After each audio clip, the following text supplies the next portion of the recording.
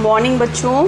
English grammar में आज हम एक नया चैप्टर स्टार्ट करेंगे जिसका नाम है pronoun. Pronoun is not new for you, you have already studied about pronoun in your previous classes, ठीक है। लेकिन फिर भी आज हम इसको बिल्कुल शुरू से ही स्टार्ट करेंगे। दूसरी चीज़ बच्चों, मैं आपको प्रोनाउन वैसे तो डायरेक्ट भी समझा सकती हूँ और प्रोनाउन कोई ऐसा टॉपिक भी नहीं है जिसे बुक से पढ़कर समझा जाए, मैं मानती हूँ ऐसा। लेकिन इन स्पाइट ऑफ दिस मैं आपको प्रोनाउन बुक से ही पढ़ाकर समझाऊंगी, जिससे कि आप लोग अकेले में जब भी कभी अपना चैप्टर खोलकर बैठें और प्रोनाउन को समझने की कोशिश करें तो बुक की लैंग्वेज जो कि इंग्लिश है वो आपको बिल्कुल भी परेशान ना करे। तो अब आप लोग समझ गए होंगे कि हम बुक से प्रोनाउन क्यों पढ़ रहे हैं, ठीक है। वैसे प्रोनाउन आप सभी पहले से इतना जानते हैं कि जैसे जैसे बुक में लिखा हुआ है वैसे वैसे आपको समझ भी आ जाएगा। तो चलिए बच्चों, अपना प्रोनाउन का चैप्टर जो है वो स्टार्ट करते हैं, ठीक है। तो सबसे पहले है आपका प्रोनाउंस रिव्यू या रीकैप। जो भी हमने प्रीवियस क्लासेस में प्रोनाउन के बारे में पढ़ा है उसके ऊपर हम एक क्विक जो है वो उसका रीकैप देख लेते हैं कि हम क्या जानते हैं प्रोनाउन के बारे में। तो first of all we will start with the definition of pronoun, okay. All right, what is the definition of pronoun? A pronoun is a word. देखिए, प्रोनाउन को हिंदी में हम क्या कहते हैं? प्रोनाउन का जो हिंदी नेम है वो है सर्वनाम।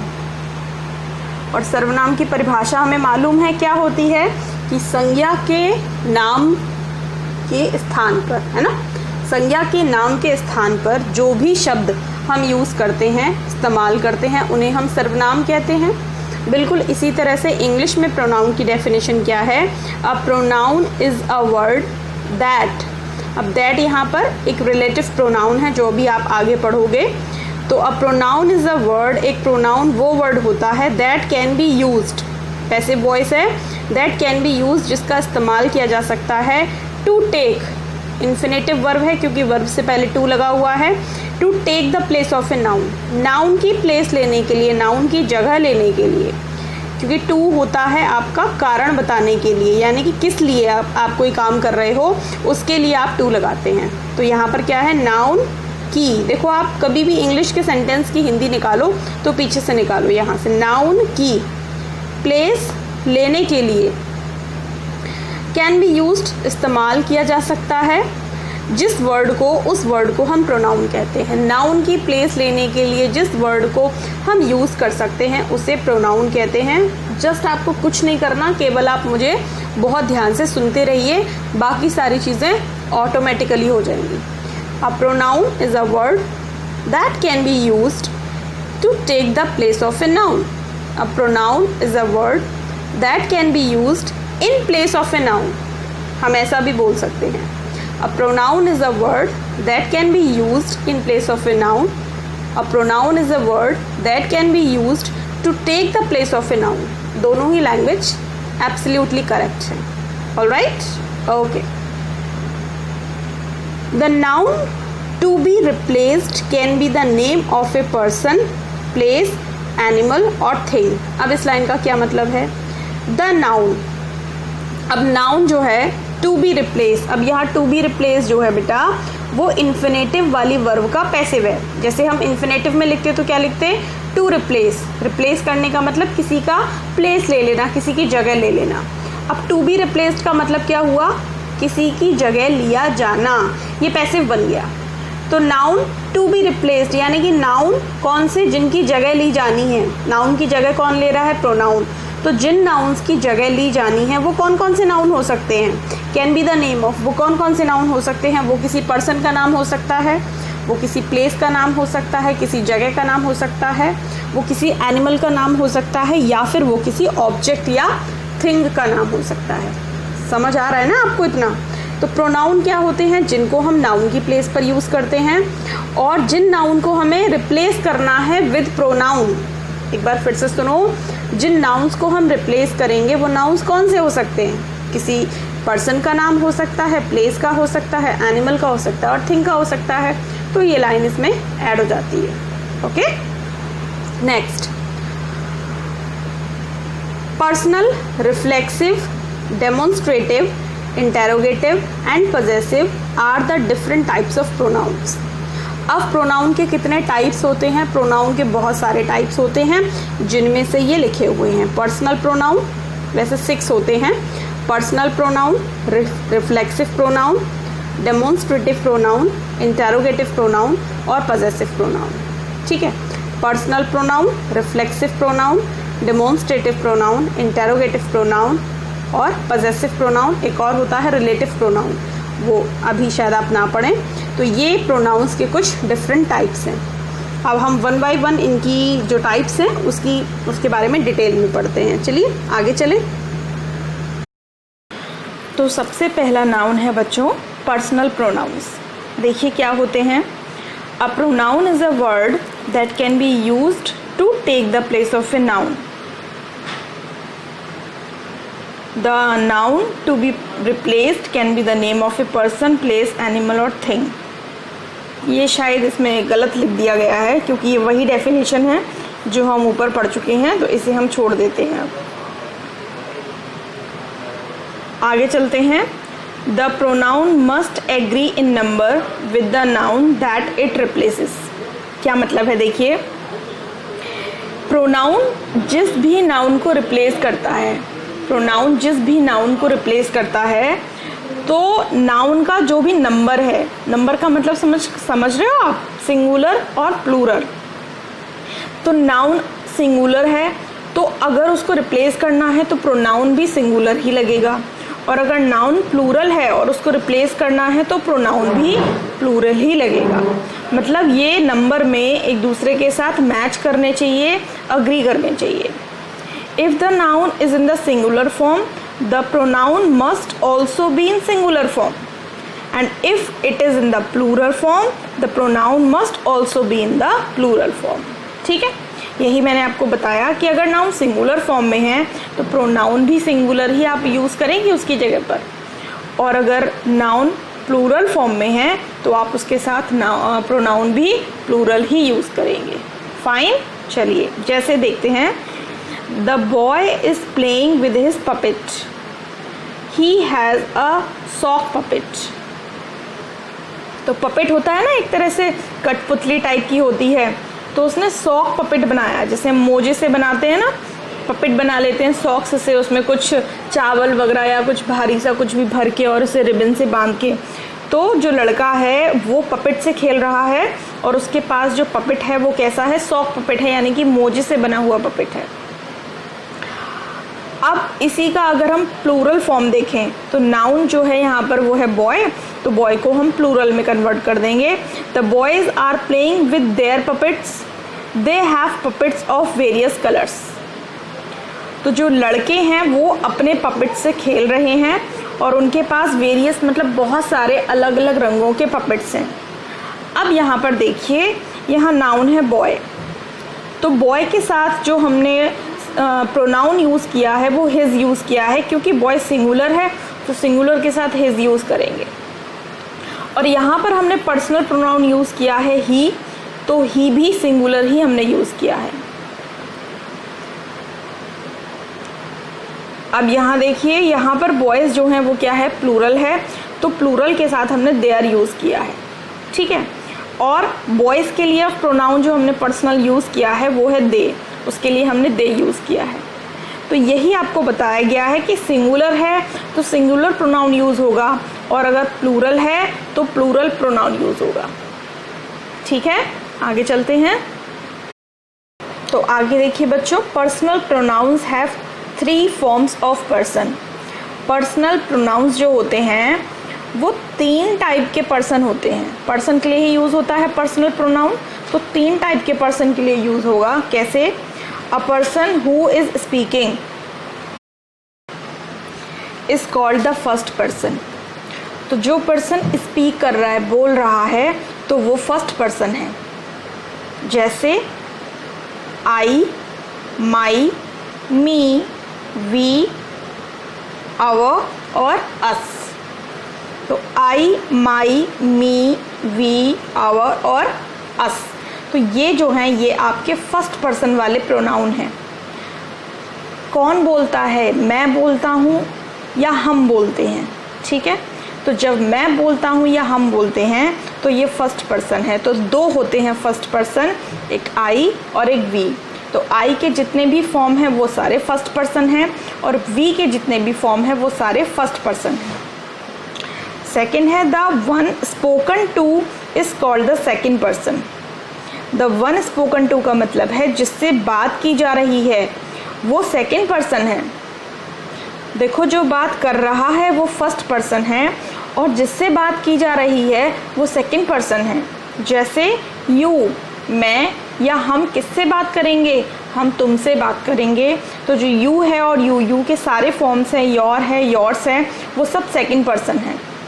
तो आई और वी फर्स्ट पर्सन है और यू सेकेंड पर्सन है। थर्ड है the one spoken about is called the third person.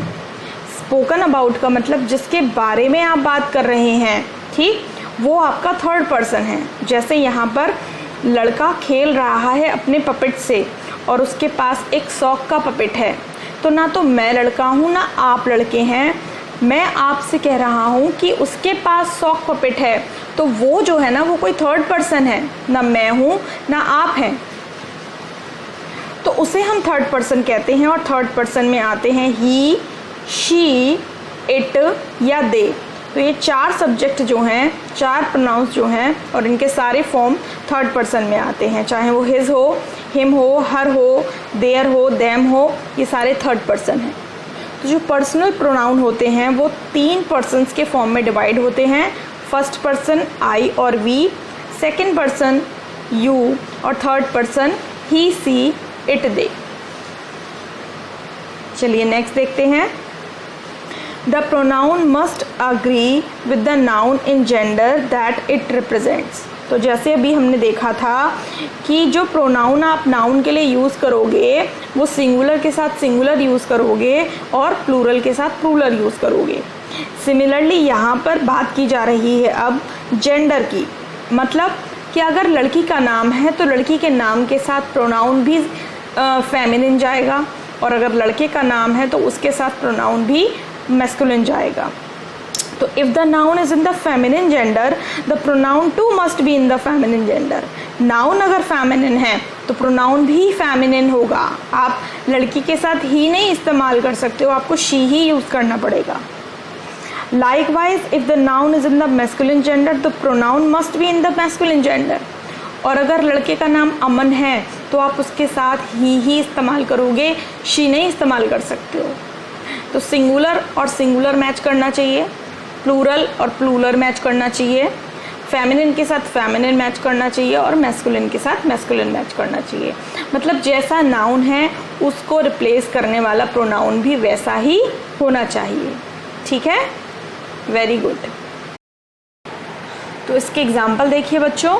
Masculine sentence हम देखते हैं, जिल हैज़ अ बॉयफ्रेंड। तो यहाँ जिल एक लड़के का नाम है और उसका एक बॉयफ्रेंड है, ठीक। लड़की का मान लीजिए, जिल जो है वो एक लड़की का नाम है और उसका एक बॉयफ्रेंड है और बॉयफ्रेंड जो है वो लड़का है। He comes across as a bit of a bore to her. तो अब यहाँ हमने प्रोनाउन यूज़ किया है ही, तो हमें बॉयफ्रेंड के लिए क्या यूज़ करना है, ही ना। हम शी यूज़ कर देंगे तो किसके लिए यूज़ हो जाएगा यहाँ पर, जिल के लिए। शी, जिल हैज़ ए बॉयफ्रेंड शी। तो अगर हम यहाँ शी लगाएंगे तो बात होगी जिल के बारे में, और अगर हम यहाँ ही लगा रहे हैं तो बात हो रही है बॉयफ्रेंड के बारे में, ठीक है। तो he comes across as a bit of bore to her. अब यहाँ लगा हुआ है बच्चों हर, क्या लगा हुआ है, हर। तो हर से आपको क्या पता चल रहा है कि जो हर है वो किसके लिए यूज़ हो रहा है, वो यूज़ हो रहा है जिल के लिए, ठीक। तो आपको फेमिनिन और जेंडर मैस्कुलिन देखकर ये पता लग जाता है कि प्रोनाउन जो है वो किसके लिए यूज़ हो रहा है, ठीक है। अब देखिए फेमिनिन सेंटेंस, जॉन्स सिस्टर। अब जॉन यहाँ लड़के का नाम है और सिस्टर लड़की का नाम है। तो John's sister loves to eat pizza. John की सिस्टर को पिज़्ज़ा बहुत पसंद है। She eats it almost every day, रोज़ खाती है इसको। तो यहाँ देखिए सिस्टर के लिए हम क्या यूज़ कर रहे हैं यहाँ पर, she.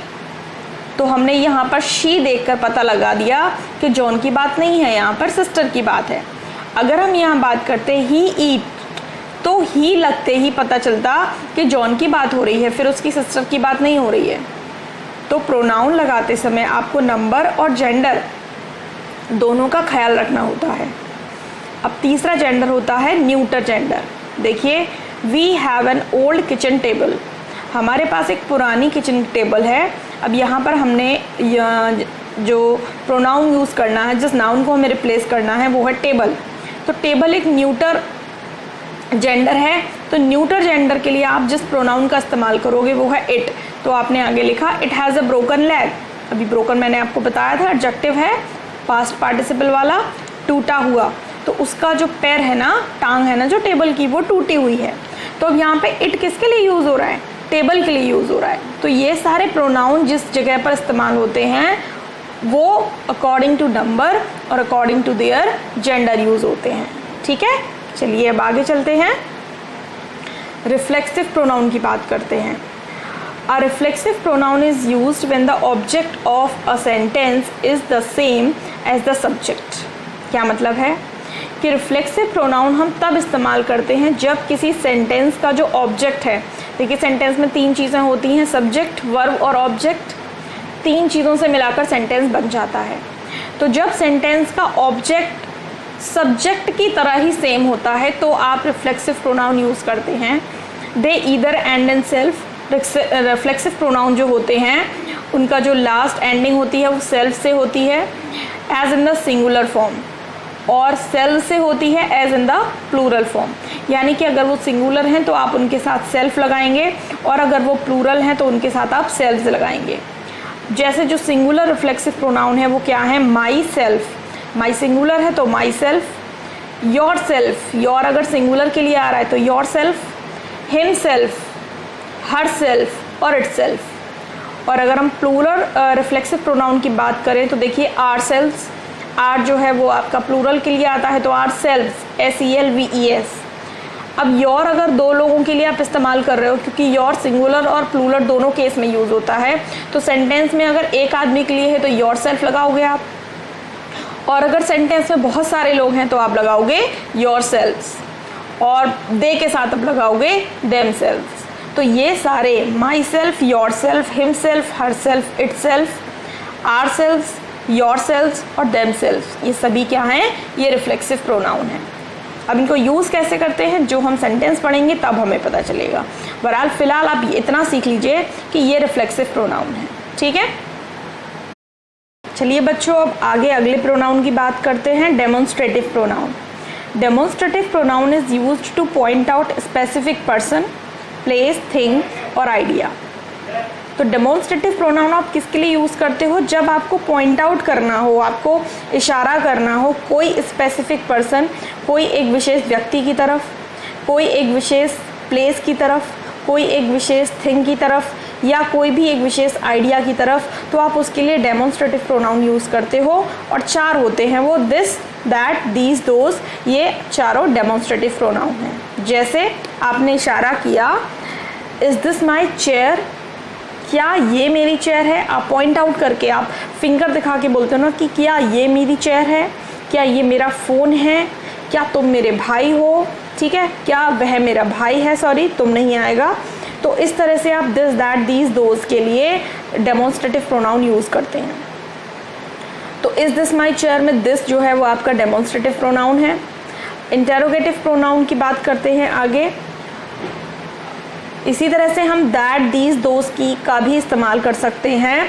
These are flowers, those are flowers, ठीक, those are chairs, these are my shoes, this is my book.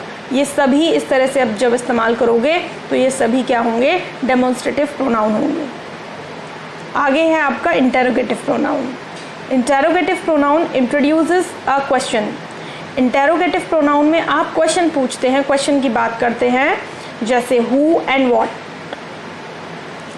Example जैसे आपने पूछा who was Graham Bell, Graham Bell कौन थे। हु इज़ योर मदर, तुम्हारी मम्मी कौन है या तुम्हारी मदर कौन है। व्हाट इज़ योर नेम, तुम्हारा नाम क्या है। व्हाट इज़ दिस, यह क्या है। व्हाट आर दीज, ये क्या हैं। तो इस तरह से हु और व्हाट से जो भी आप क्वेश्चन पुटअप करते हो वो क्या कहलाते हैं, इंटरोगेटिव प्रोनाउन कहलाते हैं। इसके अलावा और भी इंटरोगेटिव प्रोनाउन होते हैं, बट मोस्टली हम हु है, व्हाट है, ये इस्तेमाल करते हैं। ठीक है, अगला है आपका पजेसिव प्रोनाउंस। ये क्या होते हैं? Possessive pronouns are used to talk about things that belong to people. The words mine, yours, his, hers, ours and theirs are possessive pronoun. तो possessive pronouns क्या होते हैं? Possessive pronoun होते हैं जो इस बात का जिक्र करते हैं कि अगर कोई भी ऑब्जेक्ट है तो वो किसको बिलोंग करता है, मतलब वो किसका है। तो अगर आपको ये पता चलता है कि माइन मेरा है, योर्स तुम्हारा है, हिज उसका है, हर्स उसका है, आर्स हमारा है, देयर्स उनका है, तो इस तरीके के जो प्रोनाउन हैं उनको हम पजेसिव प्रोनाउन बोलते हैं। We do not use an apostrophe with possessive pronoun. और हाँ, हम पजेसिव प्रोनाउंस के साथ अपोस्ट्रॉफी का यूज़ नहीं करते हैं। जैसे हमने बोला दिस बुक इज़ माइन, ये किताब मेरी है, तो यहाँ माइन पजेसिव प्रोनाउन है। हैव यू लॉस्ट योर्स, क्या तुम पागल हो गए हो। लॉस्ट योर्स का मतलब क्या तुमने अपना दिमाग खो दिया है। ठीक, मनीष से बात की जा रही है। Have you lost yours, this pen is mine, ये पेन मेरा है, दैट वन इज़ हिज, और वह वाला उसका है। Sarika has lost her cat, Sarika ने अपनी बिल्ली खो दी है। इज़ दिस कैट हर्स, क्या ये बिल्ली उसकी है। तो जहाँ पर भी आप ये बोल्ड लेटर्स, बोल्ड वर्ड्स देख रहे हो, mine, yours, mine, his, hers, ये सभी क्या हैं, ये सभी हैं आपके पजेसिव प्रोनाउन। तो पजेसिव प्रोनाउन की एक लिस्ट देख लेते हैं बच्चों। तो ये देखिए, here is the table to help you remember which possessive pronoun is used, which possessive pronoun to use with which personal pronoun. तो किस पर्सनल प्रोनाउन के साथ आप कौन सा पजेसिव नाउन यूज़ करोगे उसको एक बार देख लो। आई और मी के साथ माइन यूज़ करते हैं, यू के साथ योर्स यूज़ करते हैं, वी और अस के साथ आर्स यूज़ करते हैं, ही और हिम के साथ हिज यूज़ करते हैं, हिजेस नहीं होता, बाकी सब में एस लगा है हिज को छोड़कर। ठीक है, शी और हर के साथ हर्स यूज़ करते हैं, यू के साथ योर्स यूज़ करते हैं, और दे के और देम के साथ देयर्स यूज़ करते हैं। तो ये आपके क्या हैं, ये आपके पजेसिव प्रोनाउन हैं। फाइन, तो हमने आज प्रोनाउन के कितने टाइप्स पढ़ लिए हैं, 5 टाइप्स पढ़ लिए हैं। Personal pronoun, very good, reflexive pronoun, demonstrative pronoun, interrogative pronoun और पजेसिव प्रोनाउन। इसके बाद हम प्रोनाउन के कुछ और टाइप्स भी पढ़ेंगे, तो वो हम नेक्स्ट वीडियो में इंक्लूड करेंगे। तो आज के लिए बस इतना ही। मैं एक बार फिर से रिपीट करती हूँ, वैसे प्रोनाउन या नाउन जैसे चैप्टर बुक की रीडिंग करके नहीं समझाए जाते हैं, एग्जाम्पल्स के थ्रू ही समझ में आते हैं। लेकिन मैंने आपको बुक पढ़ाई है ताकि आप खुद से जब भी बुक पढ़ने बैठें तो आपको डर ना लगे कि मैं तो इसे समझ ही नहीं सकता, मुझे तो इसमें क्या लिखा है समझ में नहीं आ रहा है। ठीक है ना, तो बुक का डर आपका हटाने के लिए मैंने आपको बुक से पढ़ाया है। वैसे जब हम इसकी एक्सरसाइज करेंगे तो धीरे धीरे आपको चीज़ें और अच्छे से क्लियर हो जाएंगी। तो वीडियो को अब आप दोबारा देख सकते हैं। ओके बच्चों, so till then take care of yourself, have fun, be happy always, bye bye.